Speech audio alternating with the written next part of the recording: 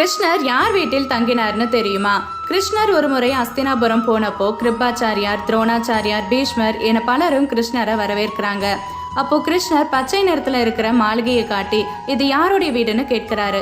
துரோணாச்சாரியார் அதற்கு என்னுடைய வீடுதான் மாதவா அப்படின்னு சொல்றாரு. அடுத்து கிருஷ்ணர் காவி நிறத்துல இருக்கிற மாளிகையை காட்டி இது யாருடைய வீடுன்னு கேட்கிறாரு. கிருபாச்சாரியார் அந்த மாளிகை என்னுடையது கிருஷ்ணா அப்படின்னு சொல்றாரு. அடுத்ததான் ஒரு மஞ்சள் மாளிகையை காட்டி இது யாருடையதுன்னு கேட்டபோது பீஷ்மர் அதுக்கு என்னுடையது மாதவா அப்படின்னு சொல்றாங்க. அடுத்து ஒரு வெள்ளை மாளிகையை பார்க்கிறாரு. விதுரர் கிட்ட இது உங்களுடையதான் அப்படின்னு கேட்கிறாரு. அதுக்கு விதுரர் பணிவோட உங்களுடைய வீடு கிருஷ்ணா அப்படின்னு சொல்றாரு.